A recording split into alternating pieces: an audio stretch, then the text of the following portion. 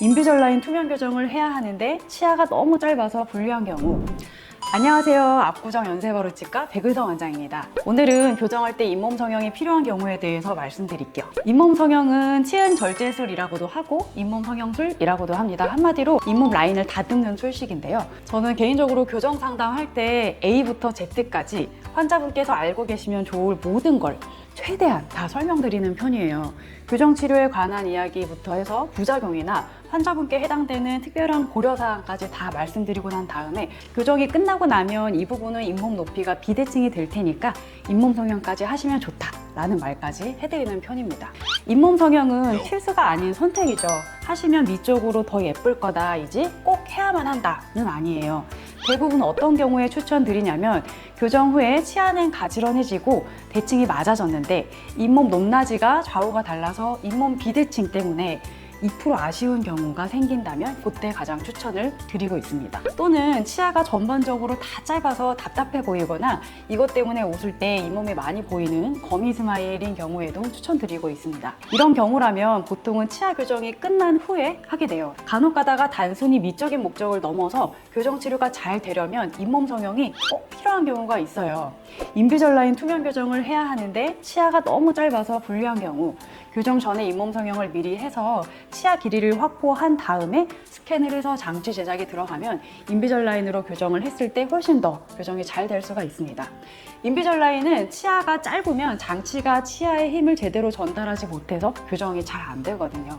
자, 그럼 잇몸 성형을 어떻게 하는지 설명드리기 전에 어느 부분을 얼마나 하는 건지 설명드릴게요. 치아를 덮고 있는 조직은 잇몸과 잇몸뼈입니다. 우리 눈에는 사실 잇몸만 보이지만 치아 뿌리를 1차적으로 잇몸뼈가 덮고 그 위에 잇몸이 얹어져 있는 형태예요. 잇몸이 워낙에 얇은 분들은 절개나 꼬매는 과정 없이도 아주 간단하게 가능하고요. 잇몸이 다시 자라 내려오거나 하는 일도 거의 없어서 보통 편하게 치료가 끝납니다. 간혹 가다가 잇몸과 잇몸뼈가 아주 두꺼운 경우가 있어요.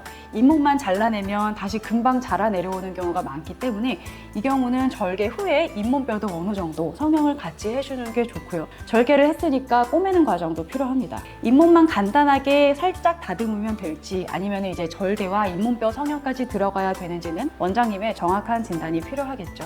잇몸만 간단하게 가능한 경우는 바로 일상생활이 가능하고 붓거나 피나거나 하는 게 없기 때문에 큰 걱정은 안 하셔도 됩니다. 1, 2주 정도만 지나면 잇몸 라인이 완전히 자리를 잡게 되는데 보정이 필요한 부분이 있다면 리터치 개념으로 한 번 정도 더 해드리고 있습니다. 대부분의 환자분들이 새로 자리 잡은 잇몸 라인에 만족하셔서 첫 시술만으로 치료가 종료되는 편이긴 해요. 이렇게 잇몸 성형에 대해서 말씀을 드리면 제일 많이 하시는 질문은 크게 두 가지예요. 자, 그럼 가장 많이 하시는 질문 첫 번째, 얼마나 아픈가요? 에 대해서 말씀을 드리면 우리 쉽게 얘기해서 피부에 점 뺐을 때를 생각하면 비슷해요. 점 빼고 난 직후에 피가 나거나 또는 마취가 풀린 후에 통증이 심하거나 하진 않잖아요. 타는 냄새도 심지어 비슷합니다. 잇몸 성형 하기 전에 마취를 소량하긴 하지만 이게 무통 마취기로 마취를 해드리면 그마저도 거의 아프지 않아요. 가장 많이 하는 질문 두 번째, 잇몸을 잘라내면 치아가 시리거나 나중에 부작용이 생길까봐 걱정을 하시는데요. 잇몸 성형은 원래 잇몸이 덮고 있을 필요가 없는 치아의 머리 쪽 잇몸만 살짝 제거를 합니다. 잇몸을 너무 많이 잘라내서 치아 뿌리가 노출된다면야 치아가 나중에 시리거나 하겠지만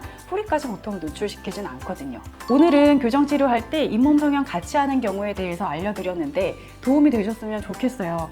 다음에도 교정 치료 앞두고 많이 궁금해하시는 부분들 위주로 한 번씩 짚어드릴게요. 시청해주셔서 감사합니다.